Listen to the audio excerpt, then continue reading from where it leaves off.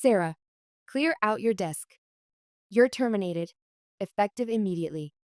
The words echo in my mind as I sit here in this empty restaurant, watching my sister Margaret pour herself another glass of wine with shaking hands.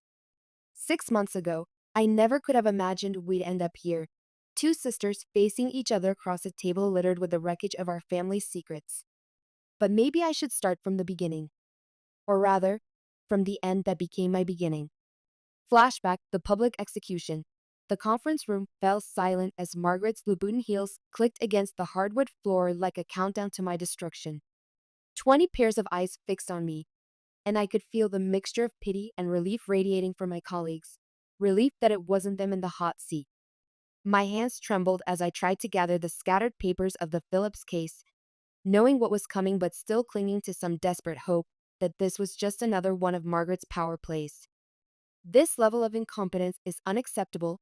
Margaret's voice cut through the silence like a blade. Sarah, you've embarrassed not only yourself but our entire firm. I'm Sarah Chen, the younger of the Chen sisters, though sometimes I wondered if Margaret and I truly shared the same DNA. Where she got those sharp cheekbones and steel spine, I inherited our mother's softer features and, according to Margaret, her tendency to dream rather than execute. The Phillips case. A simple real estate transaction that should have been routine. But I'd missed a crucial filing deadline, a mistake that could have cost the firm everything. In my defense, I'd been working 18-hour days for weeks, covering for two paralegals who'd quit without notice. But excuses don't fly in Margaret's world. I can explain, I started, but Margaret held up her perfectly manicured hand. The Phillips case required basic due diligence. Instead, you missed a filing deadline that could have cost us everything. Her voice remained eerily calm, which somehow made it worse. Fortunately, Tom caught your mistake before it became irreversible. Tom Wilson, standing near the door in his expensive suit, offered a slight nod. Was that sympathy in his eyes? Hard to tell with these corporate sharks. Tom had always been different, quieter, more observant than the others. But he was still one of them. Margaret, it was one mistake, Linda Rodriguez whispered from beside me. Linda was my only real friend in this place, the only one who understood what it was like to work under Margaret's iron fist. Everyone makes silence. Margaret's command froze the room. Even the air conditioning seemed to stop humming. Sarah, clear out your desk. You're terminated, effective immediately. The words hit like a physical blow to my chest. 6 years. 6 years of working under my sister's shadow, trying to prove myself, trying to show her I was more than the dreamy little sister she remembered. 6 years of coming in early, staying late, sacrificing any semblance of a personal life. And it all ended in this moment of public humiliation. You can't just... I started to stand, my chair scraping against the floor with a sound that seemed deafening in the silence. I can, and I am. Security will escort you out. Something snapped inside me then. Maybe it was the smirk on Tom's face, or the way Margaret was already checking her phone, dismissing me like I was nothing. The words escaped before I could stop them. Our parents would be ashamed of you. The room went dead silent. Margaret's face hardened, but for just a split second, I saw something flicker in her eyes. Pain, maybe. Regret.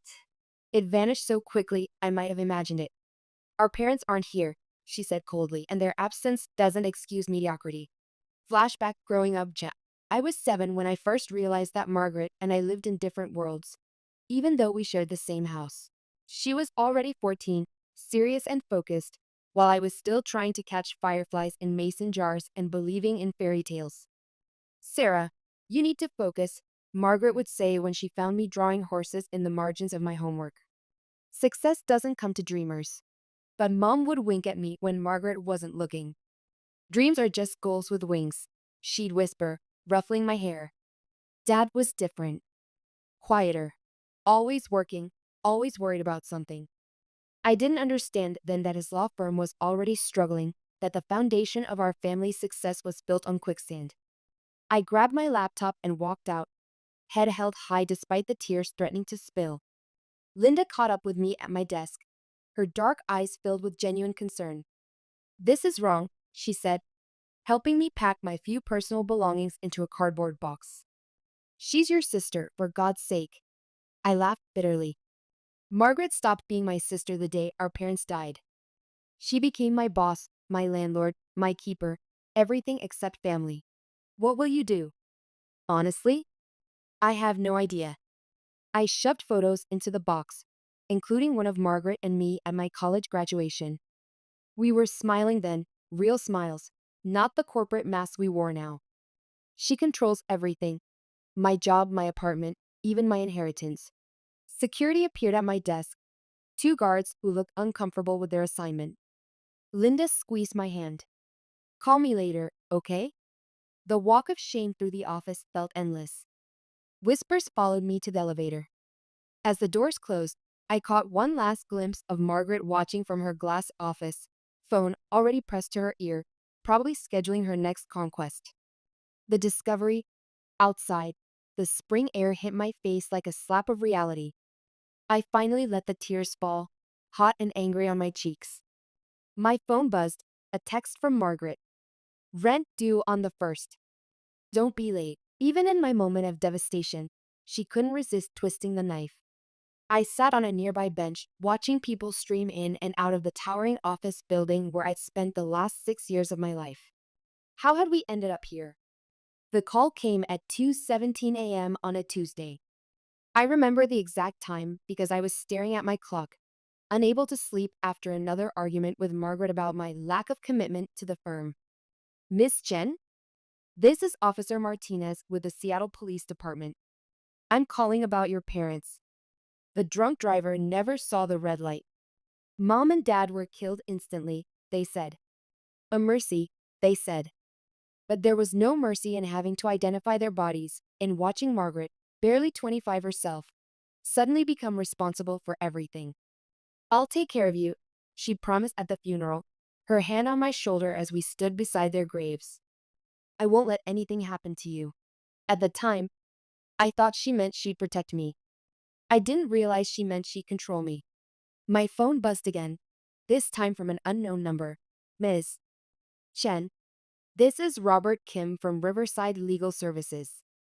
We're executing the will of your Aunt Grace Owens. Please contact us at your earliest convenience regarding your inheritance. Aunt Grace? I barely remembered her, Mom's eccentric sister who disappeared to Europe when I was young, sending postcards from different countries but never visiting. But inheritance? A third buzz, Margaret again. Dinner meeting tonight, 7 p.m. We need to discuss your future options. I stared at the messages, then at the building where my sister still ruled her kingdom. For the first time in years, something inside me refused to bend. I hit decline on Margaret's invitation. No, I whispered to myself. Not this time. The truth unveiled. The law office of Riverside Legal Services looked nothing like the sleek corporate environment I'd left behind. Cramped bookshelves lined the walls, and Robert Kim's desk was buried under stacks of papers that would have given Margaret an anxiety attack. Your aunt was quite specific about her wishes, he said, adjusting his wire-rimmed glasses and pulling out a thick envelope. The house on Maple Street, along with its contents and a modest trust fund, goes to you. My heart stopped. Maple Street? That's where I live. Yes, the Victorian three-story at 1247 Maple. He slid a photograph across the desk, the same house Margaret had been collecting rent from me for the past 3 years. There must be some mistake. My sister, Margaret, manages all our family properties. Robert shook his head slowly. This property was never part of your parents' estate. Your aunt purchased it 20 years ago. She left explicit instructions that you, and only you, were to inherit it upon her death. The room spun. All those rent checks. All those threats about late payments. All those times Margaret had used my housing situation to control my decisions. When did my aunt die? I whispered. 3 years ago. He checked his notes with practiced efficiency. The executor of her will tried contacting you multiple times, but your sister informed us you were unavailable due to a family tragedy. 3 years ago. Right when our parents died. Right when Margaret took control of everything. I remember that first month after the funeral. I was a mess. Couldn't eat, couldn't sleep, couldn't make the simplest decisions. Margaret handled everything: the funeral arrangements, the estate, even my mail. I'm protecting you, she said when I asked about some documents that had arrived. You're in no state to deal with legal matters. I trusted her. Of course, I trusted her. She was my big sister, and she just lost our parents too. I thought she was grieving in her own way, channeling her pain into taking care of me. I was such a fool. My phone buzzed again, Margaret's 15th call since this morning. I declined it with more satisfaction than I'd felt in years. What happens now? I asked Robert. The house is yours, free and clear. Here are the deed and keys. He pushed them across the desk. The trust fund provides for maintenance and property taxes. It's not a fortune, but it's enough to maintain the house and provide some security. Confrontation. I left Robert's office in a daze, clutching the documents like a lifeline. On the street, I nearly collided with Kevin Park, my childhood friend who still lived down the block from my house, apparently. Sarah, are you okay? You look like you've seen a ghost. I showed him the papers. His eyes widened as he read, and a low whistle escaped his lips. Holy shit, he whispered. Margaret's been charging you rent for a house you own? Sarah, that's fraud. Like, actual criminal fraud. My phone buzzed again. This time, I answered. Where are you? Margaret demanded without preamble. We need to discuss your situation. My situation? The laugh that escaped me was sharp and bitter. You mean how you've been collecting rent on a house I own? Silence on the other end. Then, who have you been talking to? Aunt Grace's lawyer. Interesting timing, isn't it? Right after I had to terminate you for incompetence. The manipulation was so blatant, so calculated, that it took my breath away. Come to my office now. We need to handle this privately. No. The word felt foreign but powerful. I'm done with private family discussions that somehow always end with you in control. Sarah, you're being dramatic. I was protecting you. Kevin touched my arm, pointing to a cafe across the street. I nodded and started walking, Margaret's voice still coming through the phone. It wasn't stealing, she said. I was managing your assets. Assets I didn't know I had. I ended the call and turned off my phone. Building something new. That night, I couldn't sleep. I kept thinking about Mom's old recipe box, still sitting in the kitchen of what I now knew was my house. About the way Dad used to make pancakes on Sunday mornings, flipping them so high they almost hit the ceiling. About how Margaret used to braid my hair before school, even when she was already running late for her own classes. When had we lost all of that? When had love become control, protection become imprisonment? 2 weeks later, Linda Rodriguez sat across from me at my kitchen table, her coffee growing cold as she stared at me in disbelief. You want to do what? Turn the house into a legal aid center, I repeated. The first floor has enough space for offices, and I can live upstairs. And you want me to leave Margaret's firm to join you? She laughed, but I could see the interest in her eyes. You've seen how many people get turned away because they can't afford Margaret's rates. We could help them. Linda leaned forward. This isn't just about helping people, is it? No, I admitted. But wanting justice doesn't mean we can't do good along the way. She pulled out her phone, scrolling through her contacts. I know at least 3 paralegals who jumped ship immediately. She hesitated. And there's this guy, David Martinez. He runs a small practice focused on tenant rights. He's been looking for partners. Before I could respond, my doorbell rang. Through the window, I saw Margaret standing on my porch. My porch, I reminded myself. Back door, I whispered to Linda. Text me later. Sister versus sister. I took my time answering the door, watching Margaret shift her weight from foot to foot, a nervous habit I remembered from childhood that her professional demeanor usually concealed. Finally, she pushed past me without invitation. We need to talk about this ridiculous idea of yours. Which one? The legal aid center? Or pressing charges for fraud? She spun around, her composure cracking slightly. Is that what this is about? Money? Fine. Name your price. It's not about money. I cross my arms, drawing strength from standing in my own home. It's about you lying to me for 3 years. I was protecting our family's reputation. You weren't ready to know you owned a house, to make your own decisions. When exactly was I going to be ready, Margaret? She paced the room, her designer heels clicking on the hardwood floors that I now realized I owned. You don't understand what it takes to succeed in this world. I've spent years building our reputation. Your reputation, I corrected. And now you're worried I'll ruin it. She stopped pacing, and for a moment, I saw the exhausted woman behind the polished facade. What do you want? I want you to leave. This is my house, and you're trespassing. Don't be childish. I pointed to the corners of the room. Security cameras. Installed this morning. Would you like me to call the police? The network, Margaret left, slamming the door hard enough to rattle the windows, but I felt strangely calm. For the first time in 3 years, I was truly in control of my own life. Within a month, the sign went up. Chen Community Legal Services.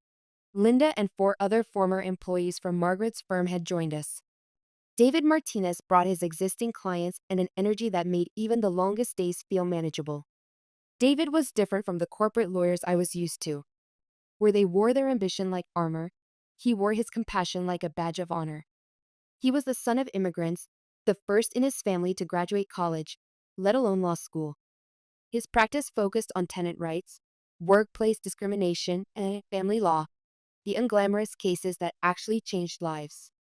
We've got 10 new cases this week, he announced during our morning meeting, his dark eyes bright with enthusiasm.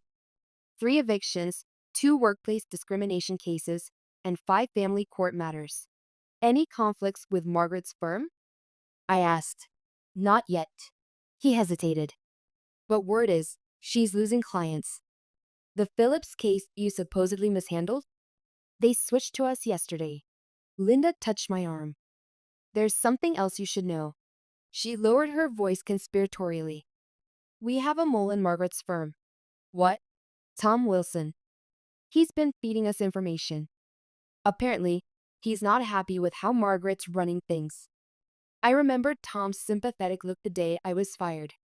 Why would he help us? Because, a voice said from the doorway, your sister's empire is built on sand. Tom stood there, looking decidedly less polished than usual in jeans and a casual shirt. Nice sign, he said, walking in. Mind if we talk privately? The insider's truth, in my office, Tom got straight to the point. Margaret's been cutting corners for years. Nothing illegal, exactly, but ethical gray areas. The partners are nervous.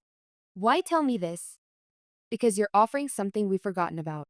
Actual justice. He handed me a flash drive. Client lists, billing records, internal memos.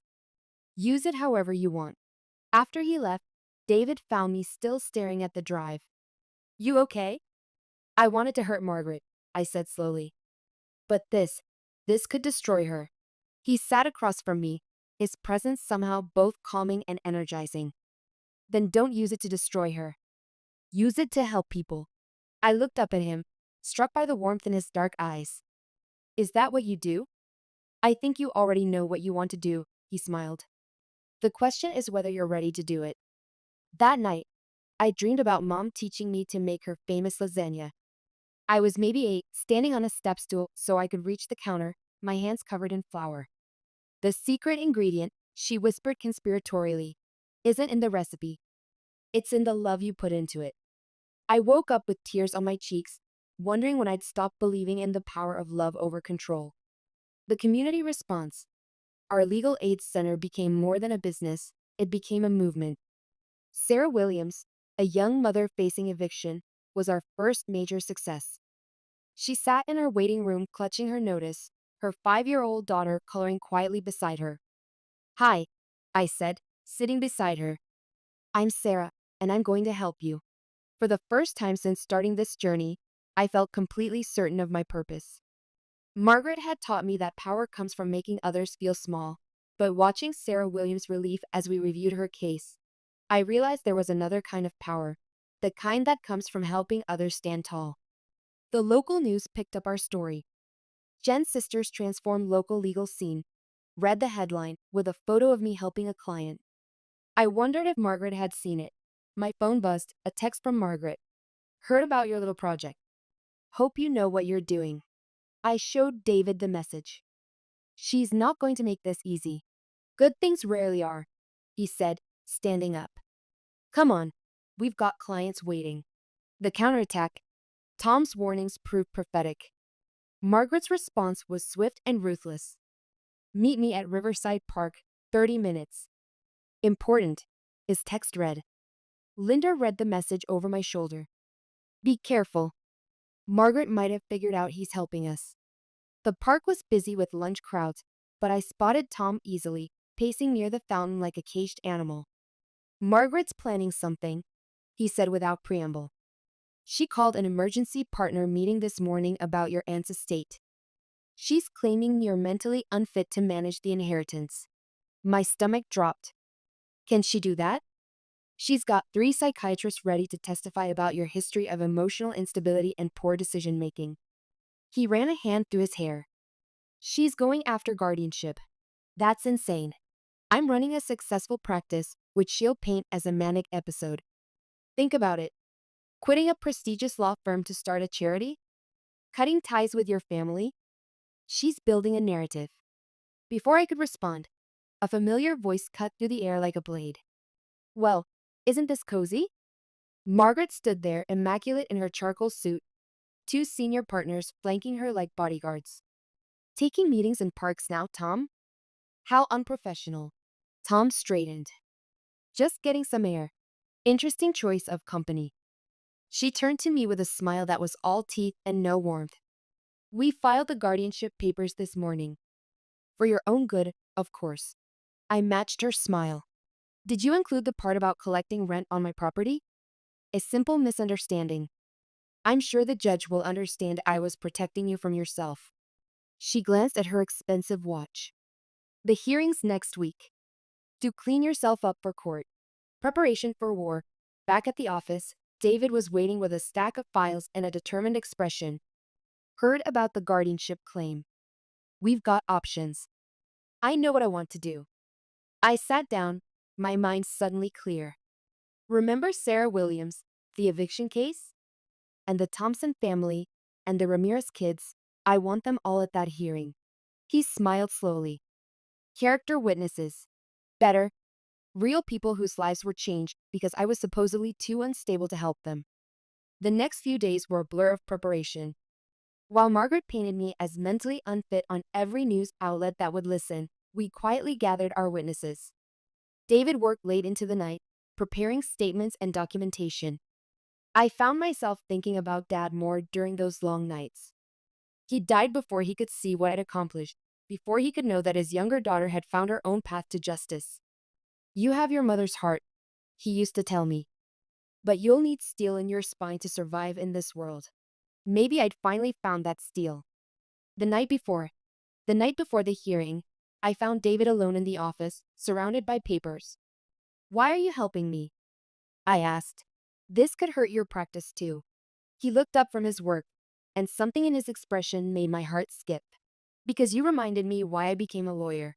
He stood, moving closer. And because you're the strongest person I know. I don't feel strong, I admitted. I'm terrified. Good. He smiled, reaching for my hand. Use it. Channel that fear into fighting for what's right. His hand was warm and steady, and for a moment, we stood there in the quiet office, the weight of tomorrow heavy between us. My phone buzzed. Margaret, finally. Last chance. Drop this ridiculous legal aid project, come back to the firm, and I'll withdraw the guardianship petition. I showed David the message. What are you going to do? He asked. I typed my response. See you in court, sis. The hearing. The courthouse was packed. On one side sat Margaret with her team of expensive lawyers and psychiatric experts. On the other side sat our witnesses, real people whose lives had been changed by our work. Sarah Williams held her daughter's hand. The Thompson family sat quietly, dignified in their Sunday best. The Ramirez kids, now with healthcare thanks to our intervention, looked nervous but determined. Margaret's lawyer painted me as an unstable woman having a breakdown, abandoning a successful career for delusions of grandeur. Her psychiatrist testified about my pattern of self-destructive behavior and inability to make rational decisions. Then it was our turn. Sarah Williams took the stand first. Ms. Chen saved our home, she said simply. When everyone else turned us away because we couldn't afford their fees, she helped us for free. My daughter still has a roof over her head because of her. One by one, our clients testified. Not about my mental state, but about the practical impact of our work. About evictions prevented, discrimination cases won, families reunited.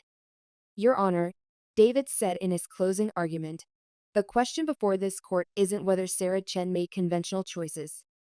It's whether those choices demonstrate mental incapacity or moral courage. The evidence speaks for itself. The judge took less than 10 minutes to decide. Petition denied. Ms. Chen, you're clearly competent to manage your own affairs. Case dismissed. The revelation. That evening, David and I were celebrating with our team when Kevin arrived with an old manila envelope. Found this while cleaning out my mom's attic, he said. Thought you should see it. Inside was a yellowed newspaper clipping from 15 years ago. Local lawyer sacrifices career to save family firm, the headline read. The photo showed a young Margaret standing beside our father. I read the article with growing amazement. It detailed how Margaret had taken the fall for our father's mishandling of client funds, accepting a suspension rather than let the scandal destroy the firm. She was 22, fresh out of law school.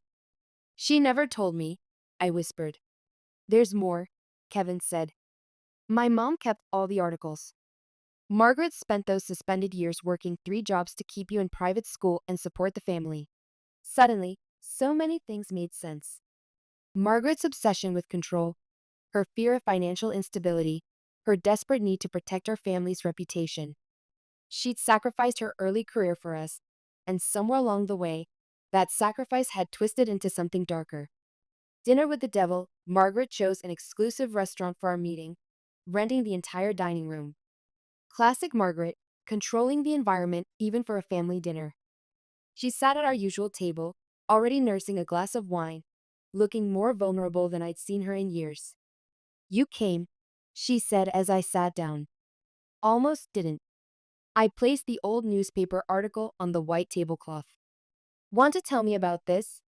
She stared at the yellowed paper, her fingers trembling slightly as she touched it. Where did you get this? Kevin found it. 15 years is a long time to keep a secret. It wasn't relevant. You took the fall for Dad's mistake, worked 3 jobs to keep me in school. Seems pretty relevant.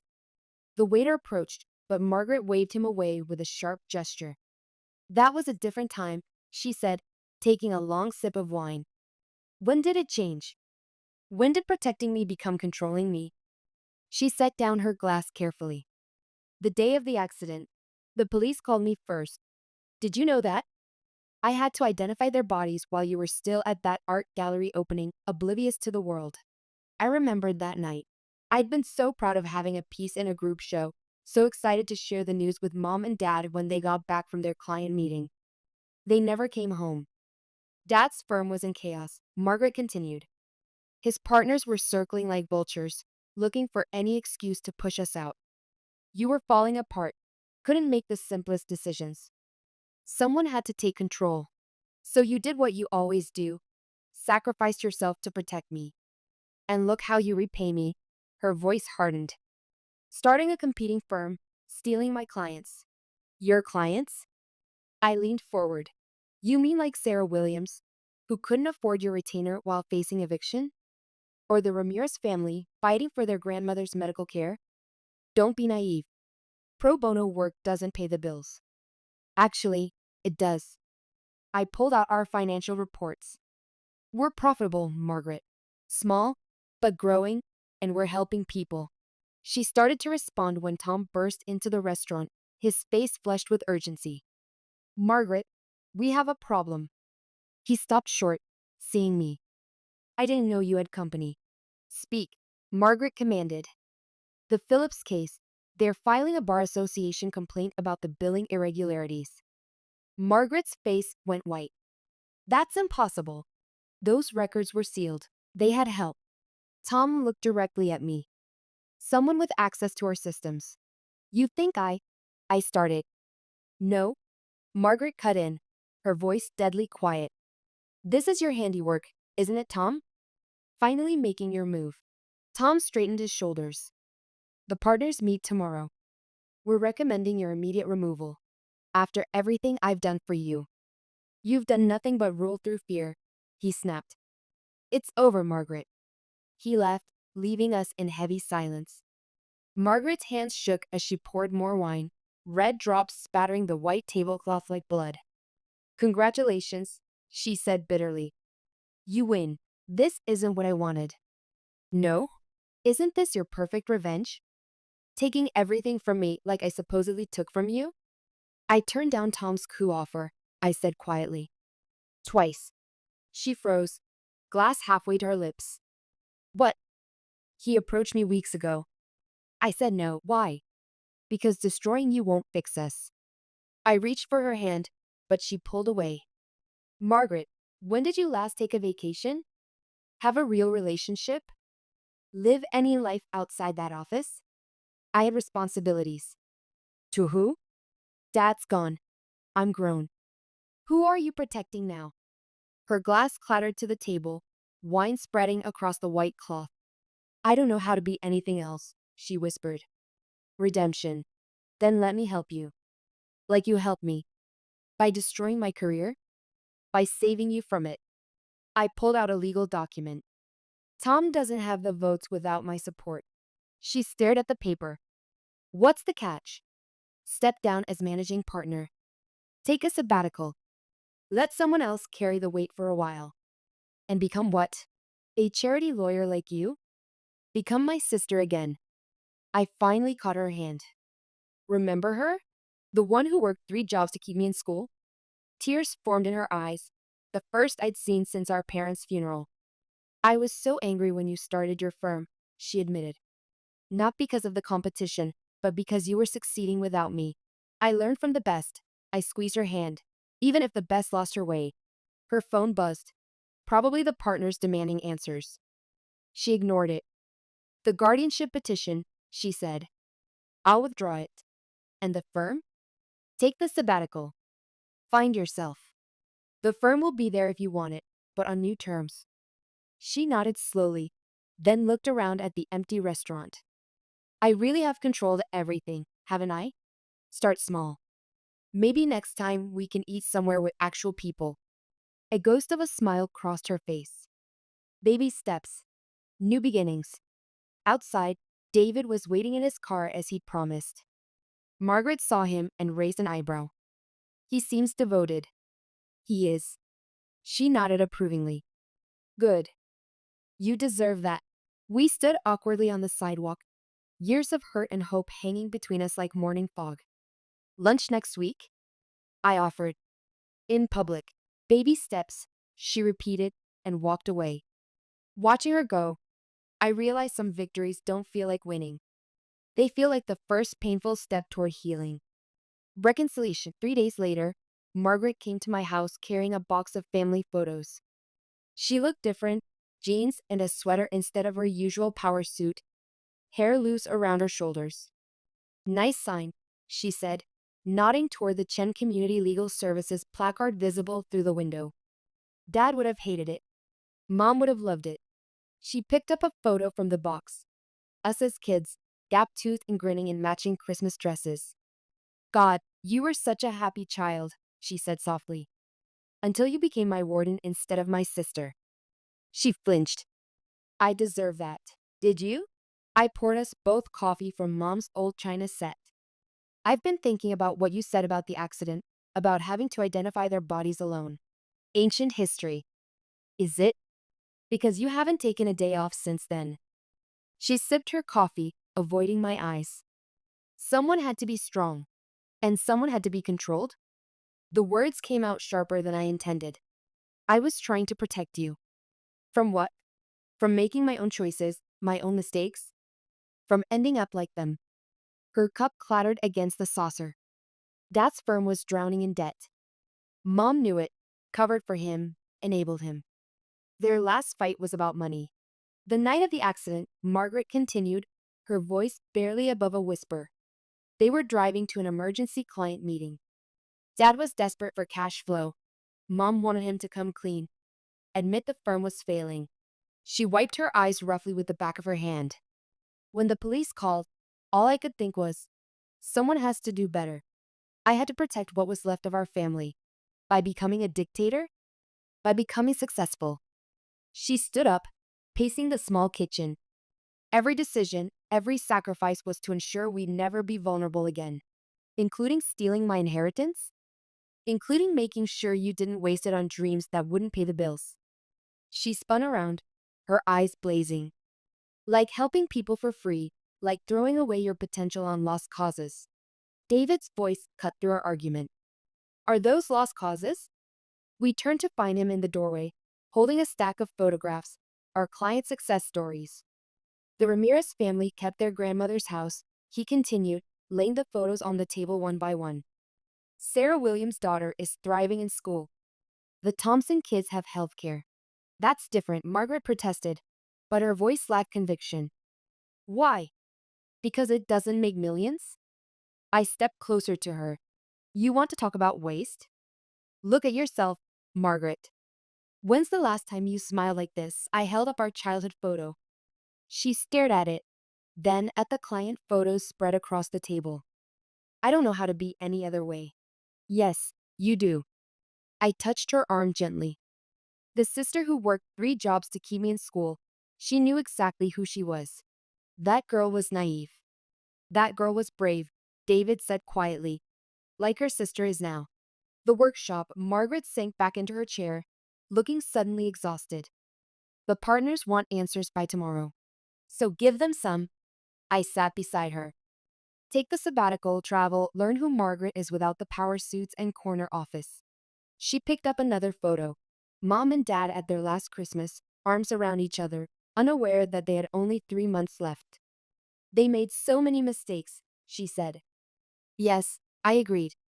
And so have we. The question is, what do we do now? She was quiet for a long moment, studying the faces in the photographs, not just our family, but our clients, the people we'd helped. That legal aid workshop you ran last week, she said finally. Do you need more volunteers? Always. I might know some lawyers. Good ones. Looking for meaning beyond billable hours. David smiled. We could use the help. Margaret stood, gathering her purse with the same efficiency she brought to everything. At the door, she turned back. That photo of us as kids, could I have a copy? Better idea. I grabbed my keys. Let's get dinner somewhere casual, with actual people. We can talk about everything, the firm, the workshop, whatever you want. Including this thing between you and him? She nodded toward David with a hint of her old sharpness. Baby steps, remember? For the first time in years, she laughed, a real laugh, not her courtroom chuckle. Fine, but I'm not eating anywhere with paper napkins. Progress, not perfection, David quipped as we left. 6 months later, the autumn breeze rustled through the community center courtyard as volunteers set up chairs for our outdoor legal clinic. Margaret adjusted a stack of intake forms, looking almost comfortable in her business casual attire. You're color coding the intake forms now? I teased. Organization matters, she said, but with a smile. Even in legal aid. Since starting her sabbatical, she'd thrown herself into our community work with the same intensity she'd once reserved for corporate law. The difference was in her eyes. They were clearer now, more present. Linda rushed over, waving a newspaper. Have you seen this? The headline read, Chen's sisters transform local legal scene. Below was a photo of Margaret and me at last week's tenant rights workshop. Dad would have had a heart attack, Margaret said, tracing the words with her finger. Mom would have framed it, I counted. David appeared with a wrapped package. Inside was the old photo of Margaret and me as kids, professionally restored and framed, alongside a recent picture of us at the clinic. The inscription read, The Chen sisters, then and now. Margaret touched the glass gently. We've come full circle, haven't I? Before I could respond, Tom walked into the courtyard. Margaret tensed, but he raised his hands in peace. Just here to help, he said. If you'll have me. I looked at Margaret, letting her decide. She straightened her shoulders. Intake forms are color-coded. Try to keep up. He grinned and grabbed a stack of blue forms. The courtyard filled quickly with clients and volunteer lawyers. Margaret worked the crowd like she was born to it, her corporate experience lending authority to her compassion. Ms. Chen. Sarah Williams' daughter ran up, clutching a school paper. I got an A on my essay about community heroes. I wrote about you both. Margaret read it, her hands trembling slightly. The Chen sisters show that being strong doesn't mean being mean. Out of the mouths of babes, David said, slipping his arm around my waist. Pretty smart kid. Kevin arrived with coffee for everyone. Like old times, he said, except better. Margaret watched as Linda trained new volunteers, her expression thoughtful. I never understood before, she said quietly. The power of helping instead of controlling. Better late than never. I squeezed her hand. Ms. Chen. A client called from the registration table. We need your expertise. She straightened, lawyer mode engaging, but softer now, more human. Duty calls. As she walked away, David hugged me from behind. Proud of you both. We're still figuring it out, I admitted. That's what family does. Full circle. The day flew by in a blur of consultations and coffee. As sunset painted the courtyard golden, Margaret and I sat on the steps watching volunteers pack up. The partners called, she said casually. They want me back. My heart stopped. And I told them I needed more time. She smiled. Turns out, helping people is addictive. Does this mean you're joining us permanently? Let's say I'm exploring my options. She nodded toward David, who was helping load supplies. Speaking of which, when are you going to make that official? When are you going to let me set you up with Tom? She threw a paper clip at me. Baby steps, remember? Always. Sarah Williams approached with a container of homemade cookies, her daughter in tow. Thank you both, she said, for everything. After they left, Margaret stood and brushed off her pants. Want to grab dinner? Somewhere with paper napkins? Actually, I pulled out an old photograph. I was thinking we could cook Mom's lasagna recipe. She stared at the photo. Mom in the kitchen, both of us helping, covered in flour and laughing. I haven't cooked since. I know. Me neither. She took a deep breath. We'll probably mess it up. Probably. The kitchen will be a disaster. Definitely. She linked her arm through mine. Let's do it. Epilogue: the kitchen. As we walked home, the Chen Community Legal Services sign glowed behind us. Ahead lay our house, no longer a symbol of control and resentment, but of reconciliation and new beginnings. Hey, Sarah, Margaret said as we reached the porch. Yeah, thank you for not giving up on me. Thank you for finding your way back. Inside, we pulled out Mom's recipe box, flour soon dusting the counter like snow. And if we both got teary-eyed when the familiar scent filled the kitchen, neither of us mentioned it. Some victories come with fanfare and headlines. Others come quietly, in flour-dusted kitchens and paper napkin dinners, and sisters finding their way back to each other, one recipe, one case, one moment at a time. The lasagna was imperfect, but then again, so were we. And somehow, that made it taste even better. David arrived just as we were pulling it from the oven, bringing wine and his easy smile. Tom followed 20 minutes later, carrying flowers and looking nervous. I didn't know this was a double date, Margaret said, but she was smiling. It's not a date, I protested. It's family dinner. Same thing. David laughed, kissing my cheek. As we sat around the table, the same table where Margaret and I had fought so many times, I realized that sometimes the best revenge isn't destruction. Sometimes it's creation. Building something better from the ashes of what came before.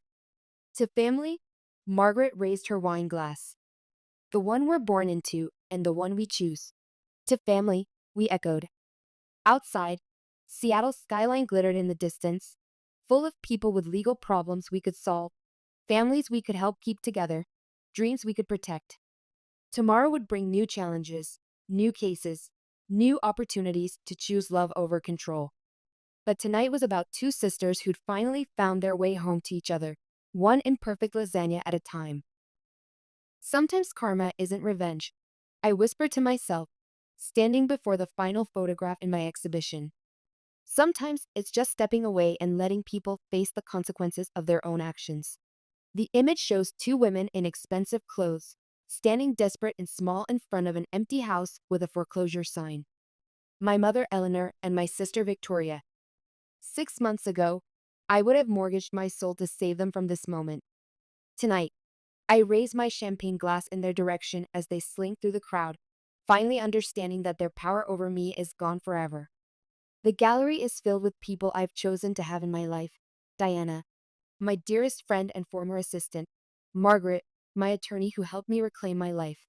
Dr. Chen, my therapist who guided me through the wreckage. Colleagues who became genuine friends. Neighbors from my new apartment building. A chosen family built on mutual respect rather than biological obligation. But let me tell you how I died to get here. How 78 seconds of clinical death became the most liberating moment of my 45 years. Flashback, the operating table. 6 months earlier, 78 seconds. That's how long my heart stopped beating while my family posed for photographs at Lincoln Center. 78 seconds of clinical death while Victoria accepted her Young Humanitarian Award and my parents applauded from their $10,000 table at the Children's Foundation Gala. I remember the darkness. Not peaceful like the books describe, not frightening like the movies suggest, just empty. Like my entire existence had been reduced to a waiting room where no one ever came to call my name. A liminal space between being needed and being forgotten, between usefulness and invisibility. The irony wasn't lost on me when I learned the details later. While the surgical team at Mount Sinai fought to restart my heart, my mother Eleanor was posting Instagram stories about the evening's elegance. While they pumped blood back into my veins, Victoria was giving her acceptance speech about the paramount importance of family support in building a compassionate society. Mount Sinai Hospital Surgical Report Patient Sarah Elizabeth Low Date October 15, 2024 Time of cardiac arrest 21 hours 32 minutes 45 seconds duration 78 seconds cause severe internal bleeding ruptured ovarian cyst during those 78 seconds. While my blood pressure flatlined and Dr. Warner called for the crash cart, my family was having the time of their lives 12 miles away. Flashback the afternoon before. Manhattan Financial District.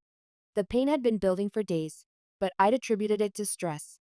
At 45, I had become accustomed to my body staging small rebellions against the emotional load I carried. My corner office on the 32nd floor of the Chrysler Building looked out over a city I'd conquered professionally while remaining perpetually enslaved personally. Miss Lowe, you really need to go to urgent care, my assistant Sarah had said, watching me double over at my desk for the third time that afternoon.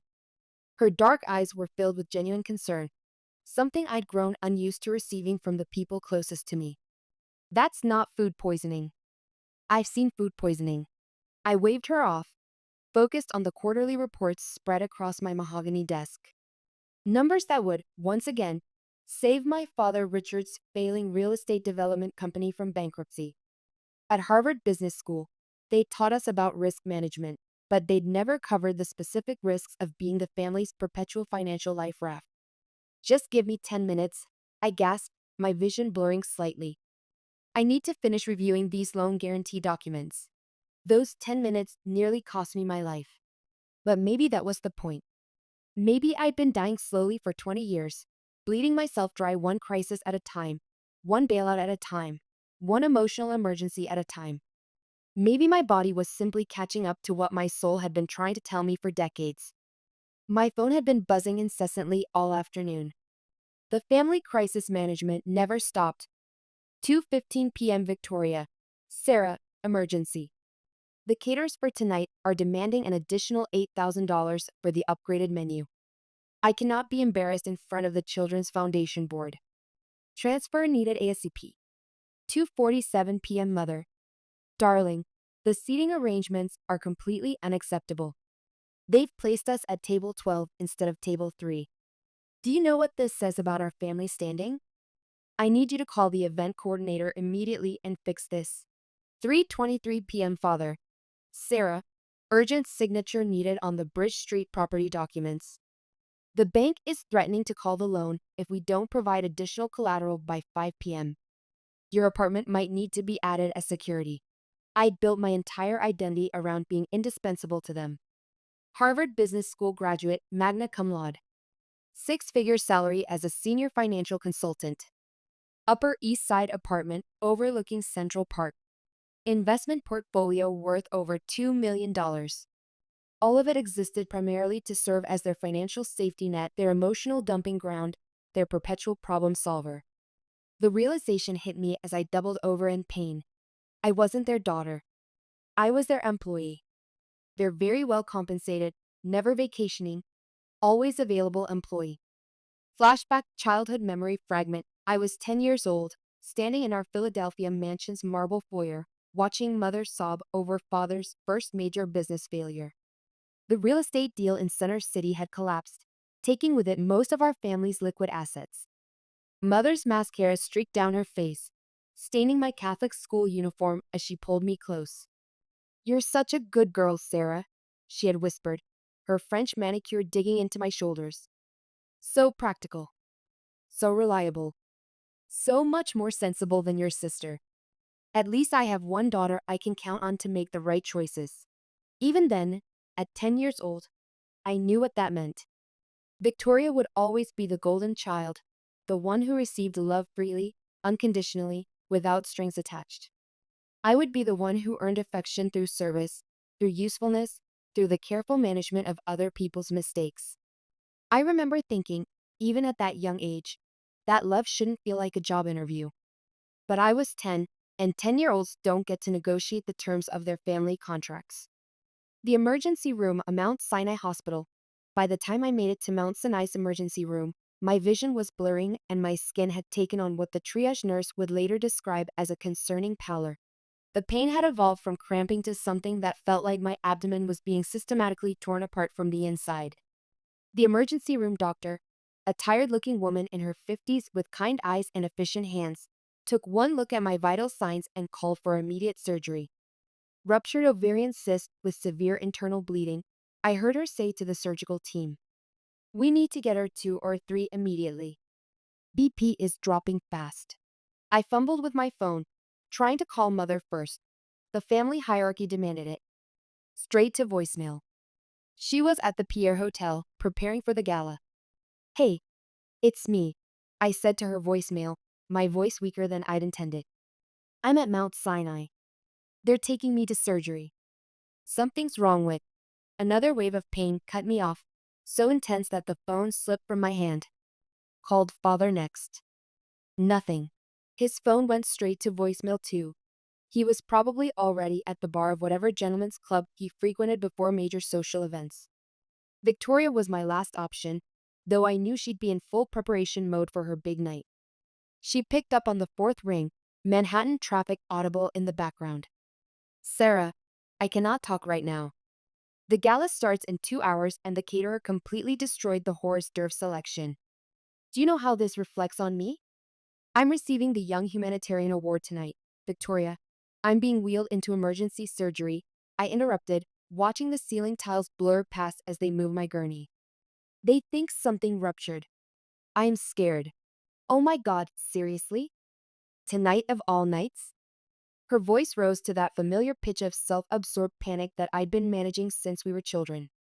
"You know this is my moment. This is the biggest night of my career with the Children's Foundation. Couldn't this wait until tomorrow?" The words hit me like a physical blow. Couldn't this wait until tomorrow? As if internal bleeding operated on Victoria's social calendar. "I need you to just handle it yourself for once, okay? I've got to go. Marcus is picking me up in 20 minutes and I still need to get my hair touched up. You're always so dramatic about medical stuff anyway. Remember when you thought you had food poisoning and it was just stress?" The line went dead as the anesthesiologist placed the mask over my face. Those were the last words my sister spoke to me as my consciousness faded. "You're always so dramatic about medical stuff anyway." The surgery, what I learned later. Mount Sinai Hospital, complete surgical report patient. Sarah Elizabeth Lowe, date October 15, 2024, surgeon. Dr. Michael Warner, procedure. Emergency laparoscopic surgery for ruptured ovarian cyst with hemorrhage, 1945, surgery begins 20:30, significant internal bleeding discovered, 21:15, blood pressure dropping. Additional units of blood required, 21:32, patient experiences cardiac arrest, 21 hours 32 minutes 45 seconds, CPR initiated, 21 hours 33 minutes 18 seconds, heart rhythm restored via defibrillation, duration of cardiac arrest 78 seconds, 21:34, patient stabilized. Surgery continues, 23:45, surgery completed successfully during those 78 seconds, while my blood pressure flatlined and the surgical team worked frantically to restart my heart. My family was having the absolute time of their lives. Social media timestamps from October 15, 2024. 21:25 p.m. Eleanor Lowe at Eleanor Locally. Getting ready for the most magical evening. So proud of my brilliant Victoria. Some families are just blessed with extraordinary children who change the world. Proud mother, Children's Foundation, Lincoln Center, 21:33 p.m. Victoria Lowe at Victoria Launick. Overwhelmed by this incredible honor. Family is everything. Couldn't have achieved this without their endless love and support. Some people are just born to make a difference. Young Humanitarian, Pleasant Grateful, 21:45 p.m. A Richard Lowe at Richard Lowe Development. Couldn't be prouder of my daughter Victoria tonight. Watching her accept the Young Humanitarian Award reminds me that good parenting pays off. Proud father, family, success. At 21:33 p.m., exactly 7 seconds before my heart started beating again, Victoria posted a photo of herself holding her Crystal Award, beaming with joy, surrounded by Manhattan's social elite. The caption would haunt me for months. This is what family support looks like, awakening the loneliest room in Manhattan. I woke up to the sterile smell of disinfectant and the rhythmic beeping of monitors that were apparently very interested in confirming that I was, in fact, still alive. A nurse named Rowan was adjusting my her movements gentle but efficient. She had the kind of weathered kindness that comes from years of dealing with people at their most vulnerable. Welcome back, she said softly, checking my vitals. You gave us quite a scare. My throat felt like I'd been gargling sandpaper. How long was I? The surgery took 4 hours. You've been unconscious for about 6 hours total. She adjusted my pillows with practiced care. Your doctor will want to speak with you. But first, are you in pain? I took inventory. Physical pain, manageable. Emotional pain, catastrophic. My family? I asked, though part of me already knew the answer. Rowan's professional smile faltered just slightly. We called all your emergency contacts when you went into surgery. Left detailed messages about your condition and the seriousness of the situation. And no one came. The words hung in the air like a diagnosis. No one came. 3 simple words that somehow managed to summarize my entire relationship with my family. I reached for my phone on the bedside table, hands trembling not from the surgery, but from a growing sense of unreality. The screen showed 47 missed calls from unknown numbers, bill collectors, 23 text messages from Victoria, wedding planning, 0 missed calls from family members checking on my welfare, but there was one notification that made my blood run cold. Victoria Lowe tagged you in 12 photos. With fingers that felt disconnected from my body, I opened Instagram. There they were, frozen in digital perfection, celebrating what was clearly the most wonderful night of their lives. Victoria in her golden gown, arms raised in triumph as she held her Crystal Award, mother in her signature Chanel, pearls gleaming under the chandelier lights, father in his custom-tailored tuxedo, beaming with paternal pride, all of them glowing with happiness while I fought for my life. 12 miles away, the photos had been posted throughout the evening. 7:45 p.m. Getting ready for my big night. 8:30 p.m. Red carpet ready. 9:15 p.m. The moment we've all been waiting for. 10:45 p.m. Celebrating with my amazing family. The final photo, posted at 11:30 p.m., just as I was being wheeled to recovery, showed all 3 of them toasting with champagne. Victoria's caption read, "Perfect ending to a perfect night. So grateful for my family's unwavering support through everything. Blessed, perfect night." I stared at that word, everything. Apparently, everything didn't include their daughter and sister bleeding out on an operating table. The doctor's visit, truth and consequences. Dr. Warner arrived 30 minutes later, his expression carefully neutral in that way doctors perfect when delivering news that will fundamentally alter someone's understanding of their own mortality. How are you feeling, Sarah? Like I was gutted, I said, attempting humor that felt as hollow as my chest cavity. That's not far from the truth. He consulted his tablet, scrolling through what I assumed were the technical details of my near-death experience. The ruptured cyst caused severe internal bleeding. We almost lost you twice during the procedure. Twice. The word echoed in my mind. I'd been close to death twice while my family posed for photos. There's something you should know about the surgery, Dr. Warner continued, his voice taking on that particular tone medical professionals use when they're about to deliver information that will stick with you forever. During the procedure, there were complications. Significant complications. I stared at the acoustic tiles on the ceiling, counting them methodically. 1, 2, 3. Somehow I already knew what he was going to say. Your heart stopped. For 78 seconds, you were clinically dead. A laugh bubbled up from somewhere deep in my chest, harsh, unfamiliar, slightly hysterical. 78 seconds? That's oddly specific. We document everything precisely in cases like this. Dr. Warner leaned forward slightly, studying my face with the intensity of someone trying to gauge how much truth a person can handle. 78 seconds is a significant period of cardiac arrest. Many patients don't survive that long without permanent damage. But I did. You did. You're extraordinarily lucky. Lucky. I turned the word over in my mind. Was it lucky to survive while your family celebrated? Was it lucky to come back to life only to discover that your death wouldn't have interrupted their evening? Is there someone we can call for you? Dr. Warner asked gently. Family member who should be here? I looked at my phone again, the silence now stretching into its 11th hour. 11 hours since my first desperate call for help. 11 hours of absolute radio silence from the people who were supposed to love me most. No, I said, my voice steadier than I felt. There's no one to call. Dr. Warner's expression softened with something that might have been pity. Sarah, I've been practicing medicine for 25 years. I've seen a lot of families in crisis. But I've never seen someone go through major surgery completely alone when they have living relatives. The words hit me like a physical blow, not because they were cruel, but because they were true. The night shift grace among strangers. After Dr. Warner left, I lay in that dimly lit hospital room, watching the city lights flicker through my window like distant stars. My chest felt hollow, not just from the surgery, but from something deeper. Something that had been carved out and couldn't be stitched back together. The night shift brought different energy to the hospital. Quieter, more intimate somehow. People moved more slowly, spoke more softly, as if acknowledging that nighttime was when the real healing happened. Rowan returned around midnight with pain medication, moving quietly in the darkened room. Can't sleep? Hard to sleep when you've been dead, I said, attempting another smile. Side effect they don't mention in the medical textbooks.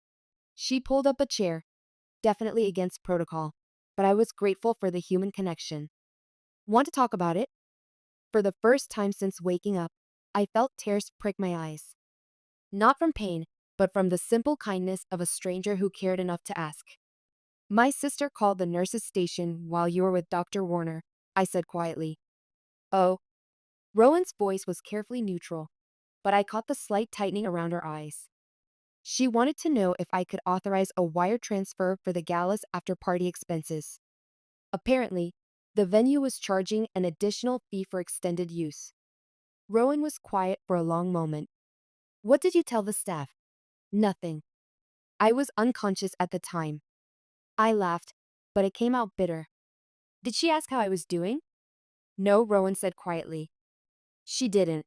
In that moment, lying in that sterile hospital bed with machines monitoring my every heartbeat, I made a decision that would change everything. Those 78 seconds would be the last thing I'd ever give my family. I didn't know it then, but that night, while my heart stopped on an operating table, was when I finally started living. Rowan, I said, my voice gaining strength. Tomorrow, I want you to help me update my emergency contact information. Of course. Who would you like to add? I thought about it. Who in my life had ever shown up without being asked? Who had ever prioritized my well-being over their own convenience? I'll let you know, I said. But first, I need to figure out who my real family is. Morning light, the social media reckoning. The morning after surgery brought autumn sunlight streaming through my hospital window and a harsh new reality delivered by a smartphone screen. I scrolled through social media from my elevated hospital bed, each post feeling like a scalpel reopening my wounds. There were dozens of photos from the gala, each one more painful than the last. My family had posted obsessively throughout the evening, documenting every moment of their triumph while I fought for my life. Eleanor's Instagram feed, 8:45 p.m. Red carpet moment with my stunning daughter. So proud. 9:30 p.m. The evening gets more magical by the minute. 10:15 p.m. Victoria's acceptance speech brought tears to my eyes.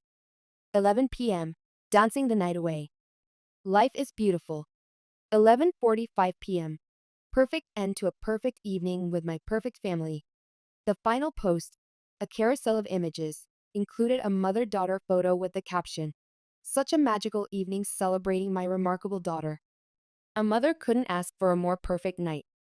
Some families are just blessed with extraordinary children who make a difference in the world. Bless mother proud mom perfect night. I zoomed in on their faces, searching for any shadow of concern, any hint that their other daughter had been fighting for her life 12 miles away.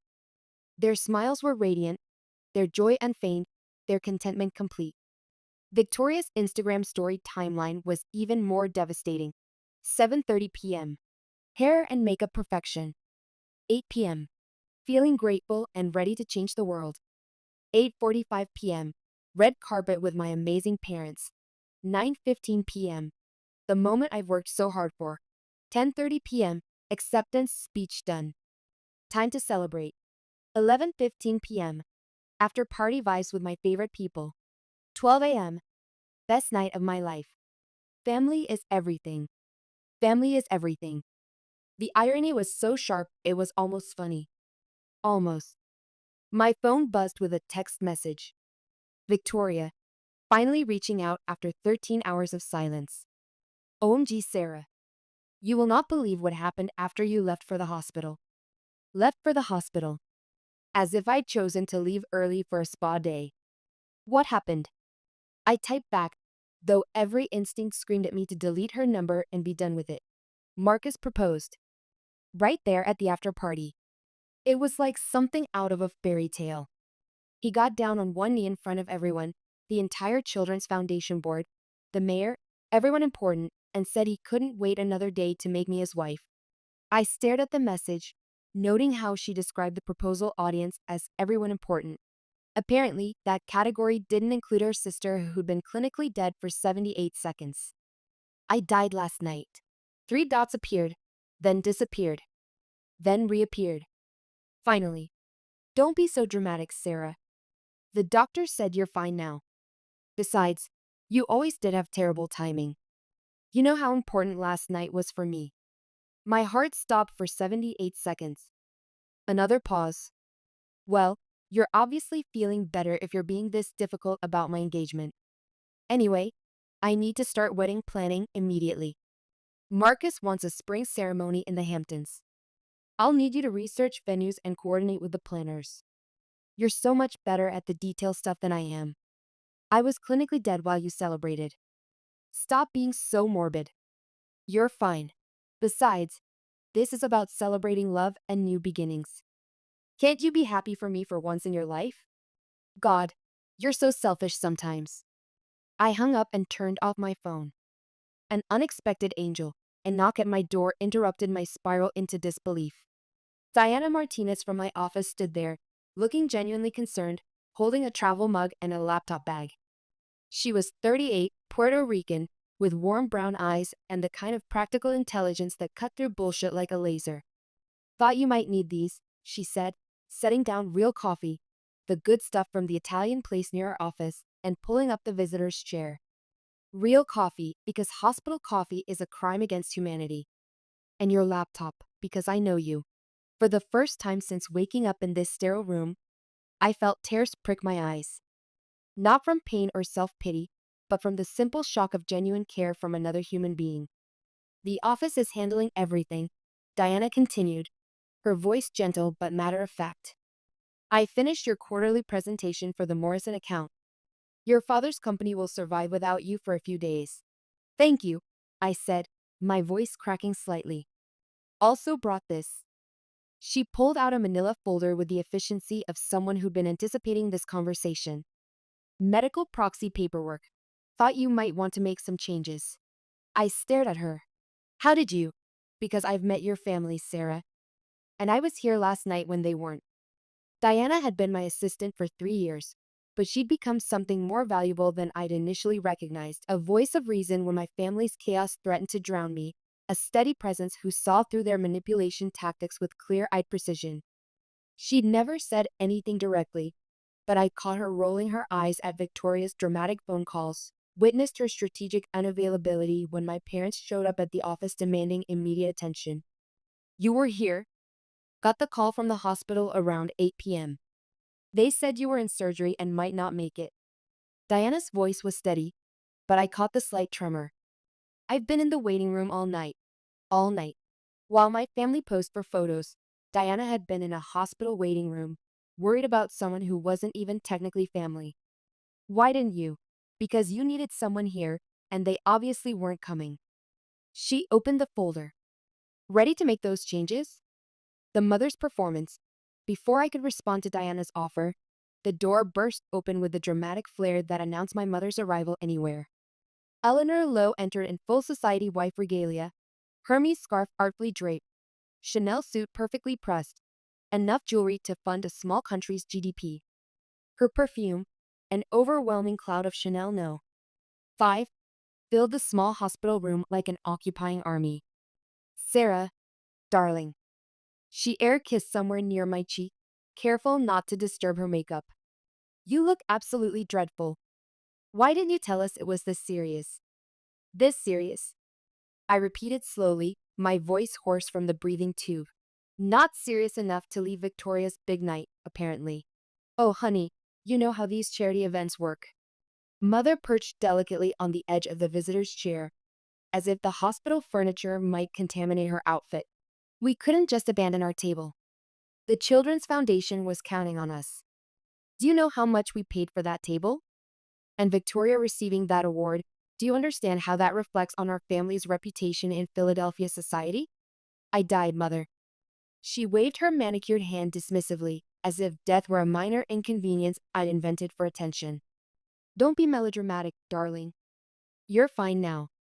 And speaking of fine, wait until you see Victoria's engagement ring. Marcus did wonderfully, 3 carats, princess cut, flawless clarity. Though of course, they'll need help with the down payment on their house. The Manhattan real estate market is absolutely savage these days. I told them you'd be happy to. I think Sarah needs rest. Then cut in, standing with quiet authority. Doctor's orders. Mother blinked as if noticing Diana for the first time, her gaze sweeping from Diana's sensible shoes to her lack of designer accessories with visible disapproval. And you are? Someone who was here last night, I said quietly. The room went still. Mother's perfect society mask cracked just for a second, revealing something ugly underneath, the flash of a woman caught in her own selfishness. Well, she huffed, gathering her purse with offended dignity. I can see you're not in a reasonable mood. You always were dramatic about medical issues. Remember when you convinced yourself you had mono in high school and it was just exhaustion from studying too hard? That mono had turned into walking pneumonia that I'd ignored for weeks because Mother insisted I was being dramatic. Call when you're feeling more yourself. Darling, Mother continued, already moving toward the door. Oh, and don't forget, your father needs those loan guarantee signatures by Friday. The bank is being absolutely unreasonable about the collateral requirements, and frankly, your apartment would resolve the entire situation. After she left, Diana handed me the medical proxy forms and a pen. Ready to make those changes? I opened the form and began writing. With each line, each emergency contact removed and replaced with Diana's information, I felt lighter. Like I was finally cutting away dead weight I carried my entire adult life. Eleanor Lowe removed Richard Lowe, removed Victoria Lowe, removed primary contact. Diana Martinez secondary contact. Dr. Susan Chen therapist financial power of attorney. Margaret Walsh attorney, they're going to be furious, I said, signing the last page. Diana took the forms, her expression serious but supportive. Let them be. You almost died, Sarah. Maybe it's time to start living. I looked at my phone one last time before turning it off completely. The family group chat was exploding with wedding planning messages, venue options, catering menus, dress appointments, guest list debates. Not one person had asked how I was doing. Yeah, I said, feeling something fundamental shift inside me like tectonic plates realigning. Maybe it is. Recovery and discovery, the paper trail of betrayal. 3 days later, Diana helped me settle into my Upper East Side apartment. Every movement felt like my internal organs were rearranging themselves, but it was infinitely better than another minute in that hospital room fielding my family's demands. Your refrigerator is completely empty, Diana called from the kitchen, her voice echoing in the space. I was planning to order groceries when I got back from what I thought would be a routine doctor's visit. Already done. She appeared in the doorway with a knowing smile. And I'm staying in your guest room tonight. No arguments. Doctor's orders include not being alone for the first 48 hours. My laptop chimed with an email from Margaret Walsh, my attorney. The subject line read, Urgent potential legal issues with hospital documentation. I opened it with trembling fingers. Sarah, I've been reviewing your hospital admission records per your request, and I've discovered something deeply concerning. During your surgery, someone electronically submitted medical proxy authorization paperwork with your digital signature. The timestamp shows this occurred at 21:47 p.m. on October 15th, while you were under general anesthesia. The signature authorization allowed your sister Victoria to make medical decisions on your behalf and, more importantly, release the hospital from liability regarding family notification failures during medical emergencies. This appears to be fraudulent documentation. We need to discuss this immediately.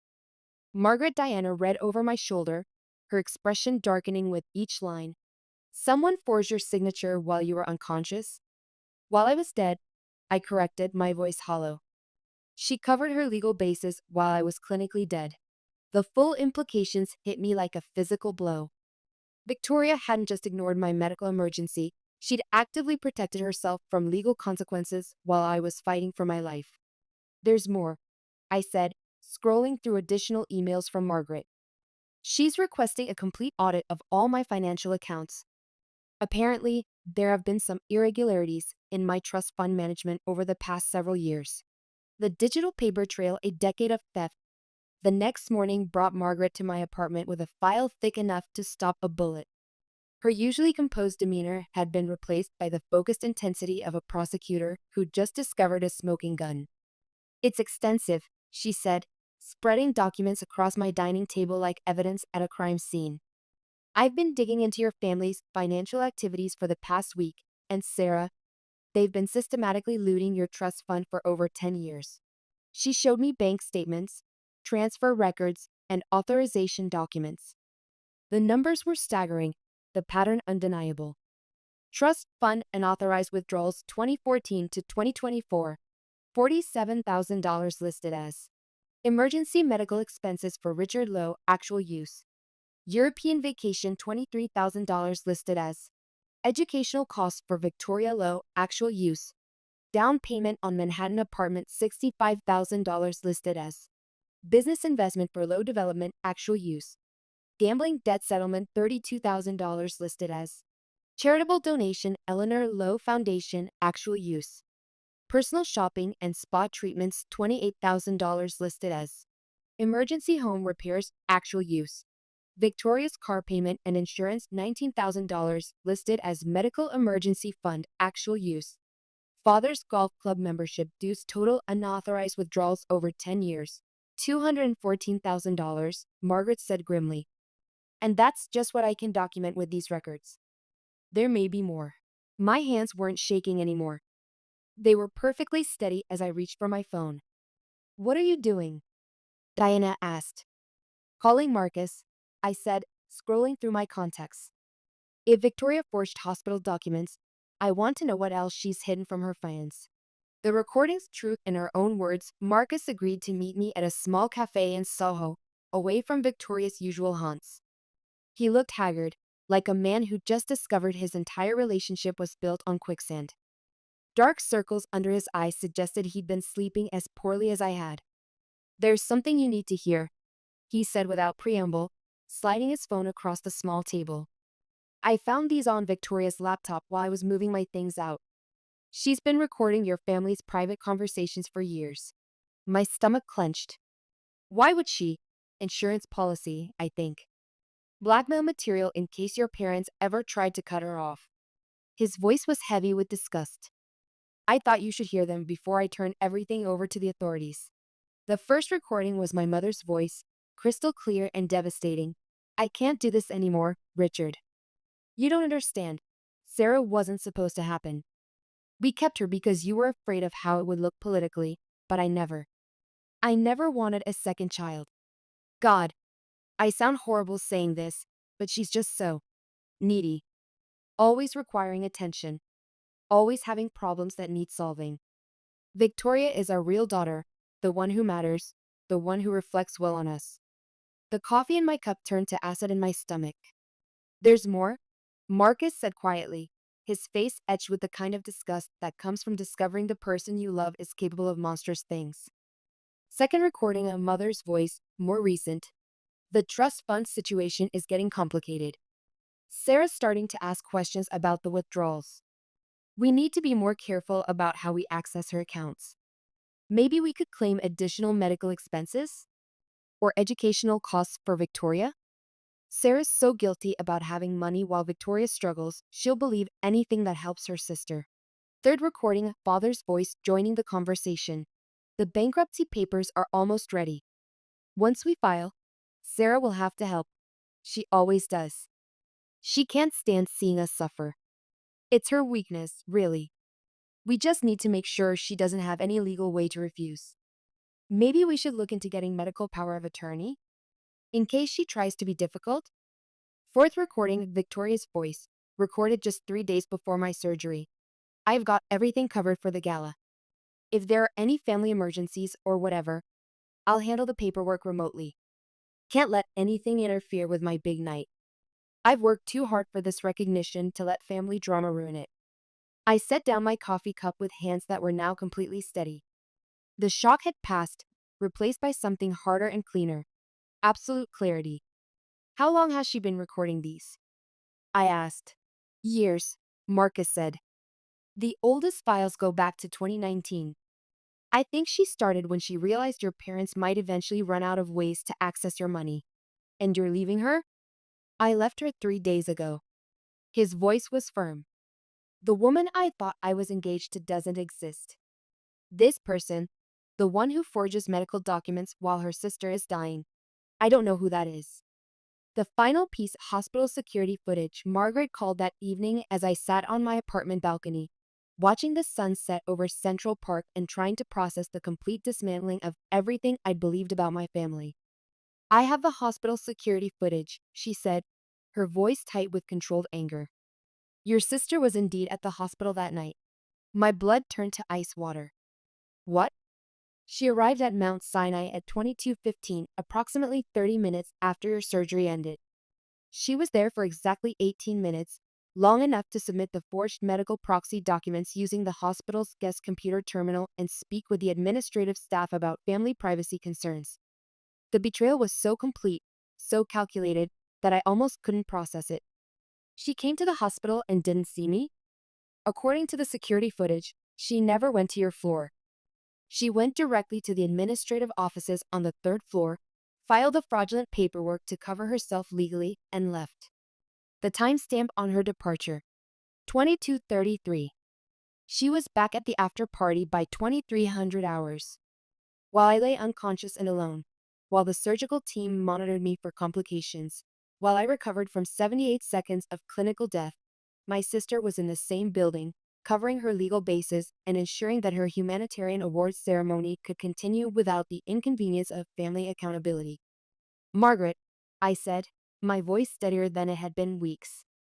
I want them prosecuted. All of them. For everything. Are you sure? This will be public, messy, I'm sure. And I want them to pay back every stolen penny, with interest and penalties. Sarah, this could destroy them financially. Are you prepared for that? I thought about the 78 seconds I'd been dead while they celebrated. About the 10 years of systematic theft. About the forged documents and calculated cruelty. They destroyed themselves, I said. I'm just refusing to rebuild them anymore. The counterattack, surgical precision. The next morning, I implemented what Diana would later call Sarah's surgical strike strategy. I'd learned from the best financial strategists in Manhattan, and now was time to apply those skills to my own life. Email #1 to all financial institutions. Subject: immediate account separation and fraud investigation effective immediately. Please remove all secondary account holders from my personal and business accounts. Initiate formal fraud investigation for unauthorized transfers totaling $214,000. All account access is revoked for Eleanor Lowe, Richard Lowe, and Victoria Lowe. Email to Family Financial Advisor.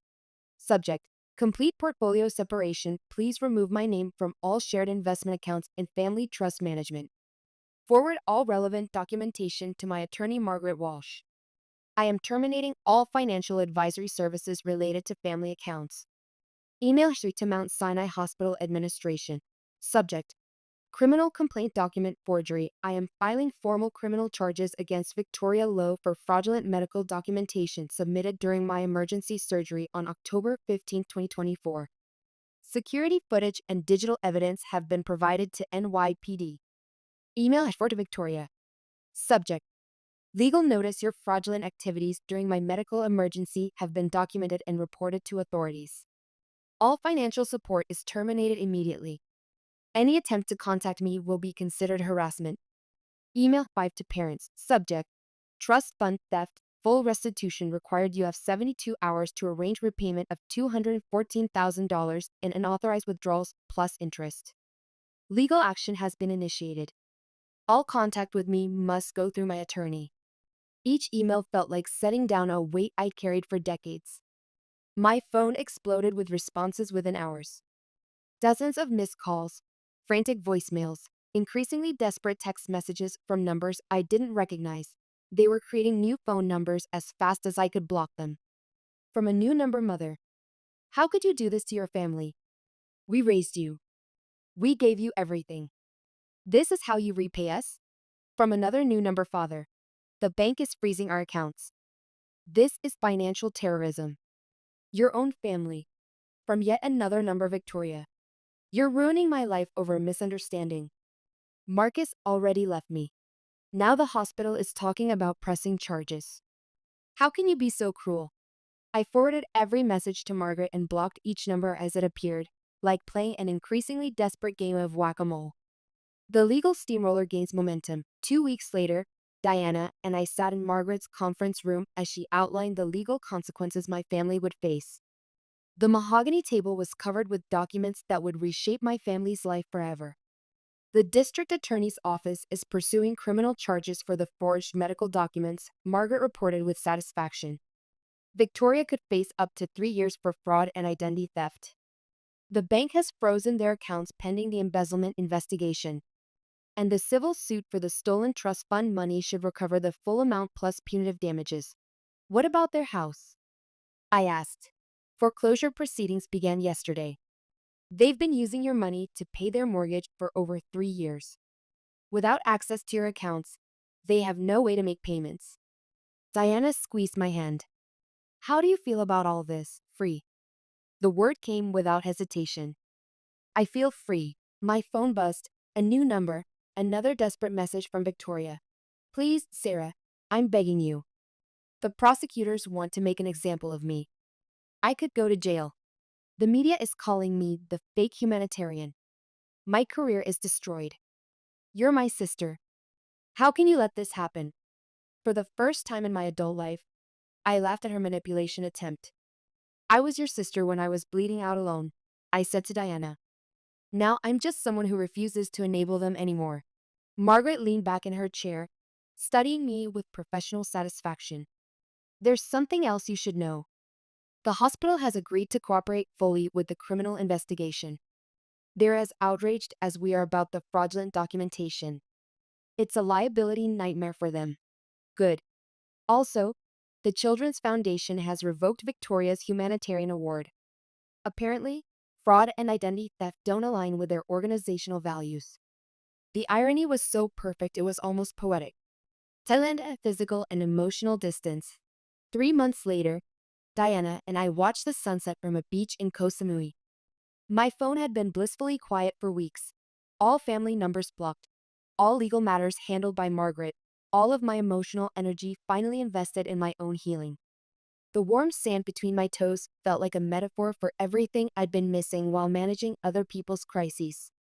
Simple pleasures. Uncomplicated joy. The luxury of thinking about my own needs first. Think you'll ever miss them? Diana asked, sipping her coconut water and looking relaxed in a way I'd never seen during our New York years. I considered the question seriously, as I always did when Diana asked something important.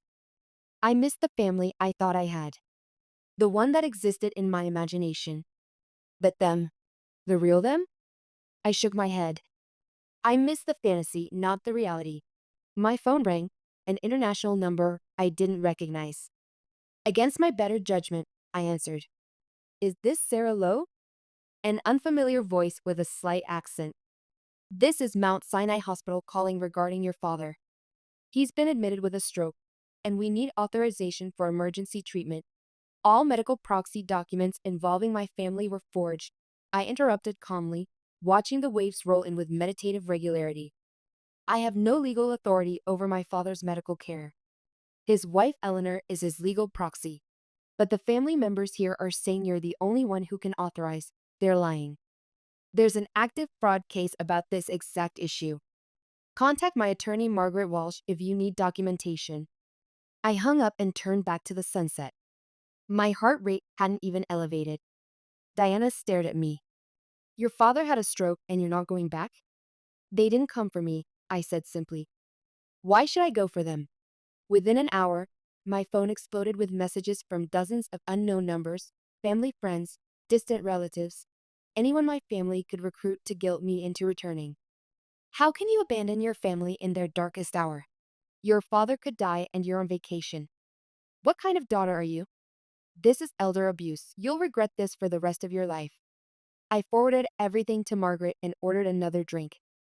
The next wave of messages came with photos. Dad in a hospital bed, looking appropriately pathetic for the camera. He's asking for you. He says he's sorry for everything. Please come home.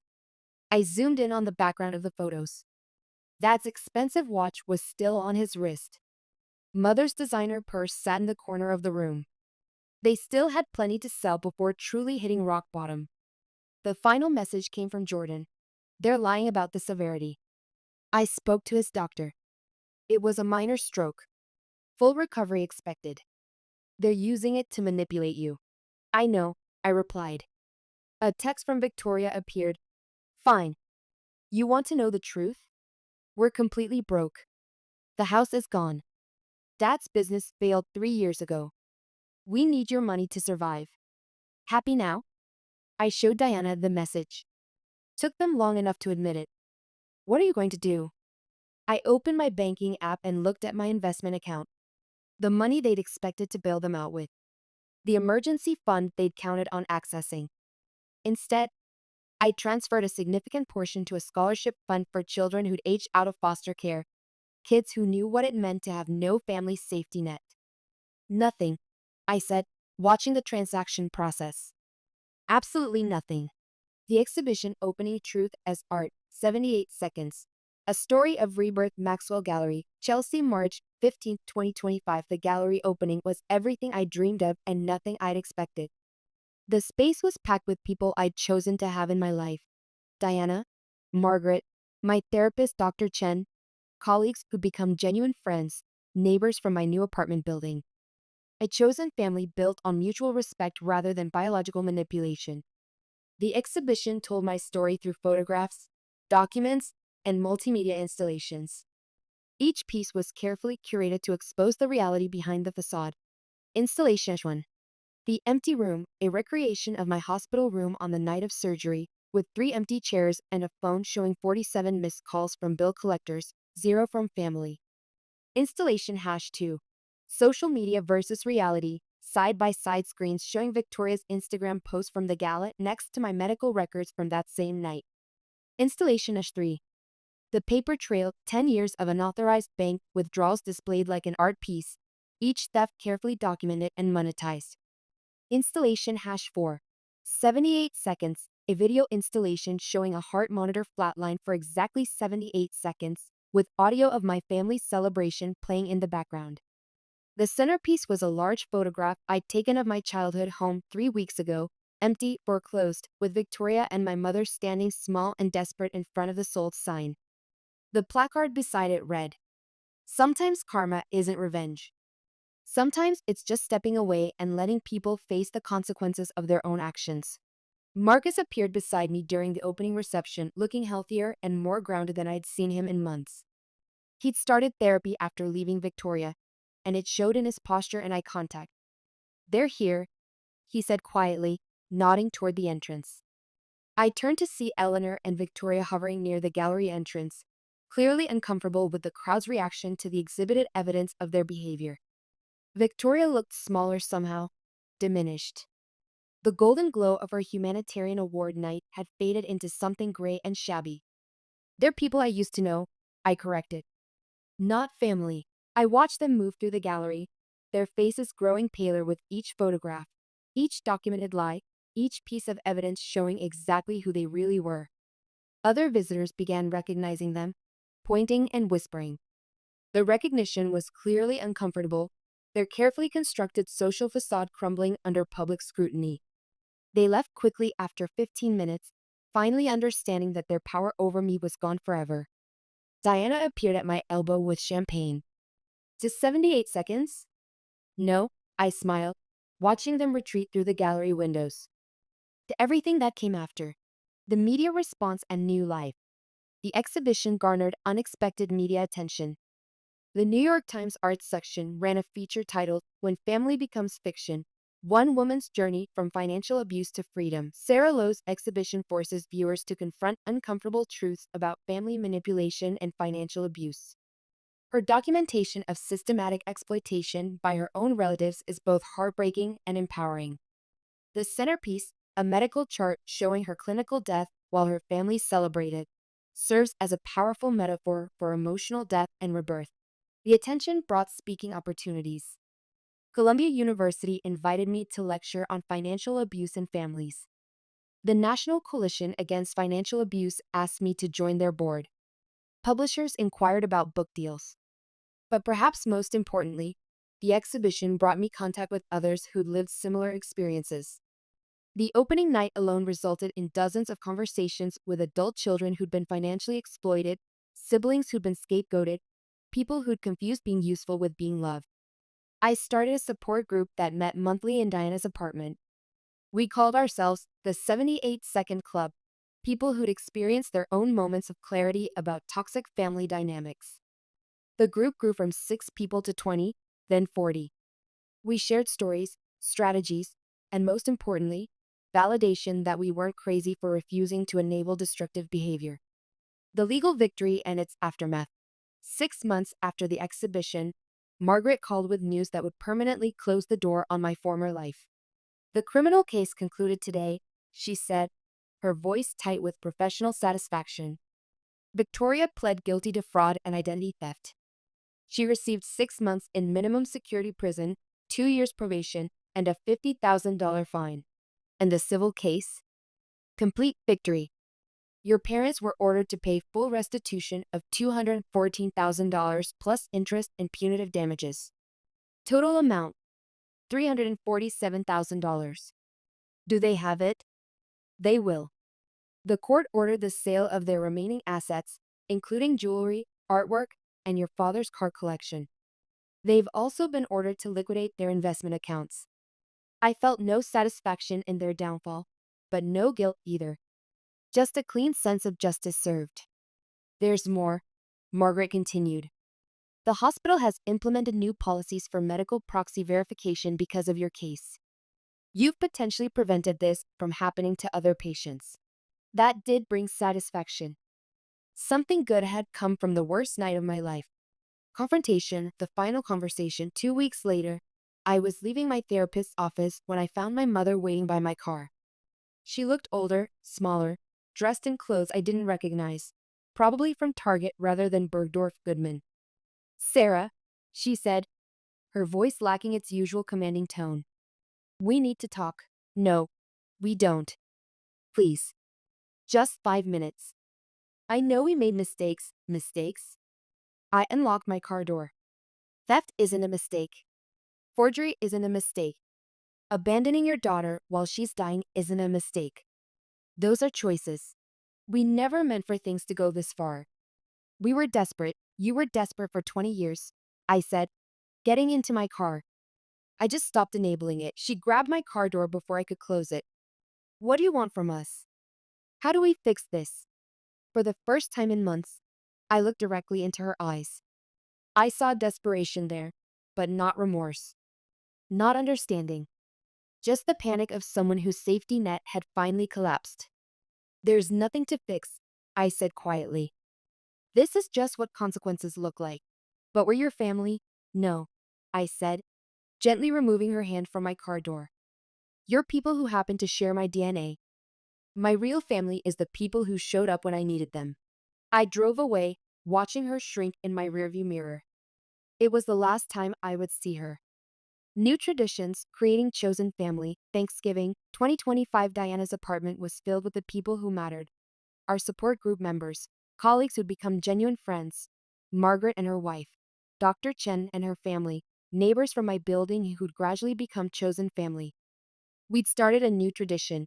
Instead of blood family obligatory gatherings, we created gratitude family dinners where people came together because they wanted to, not because genetics demanded it.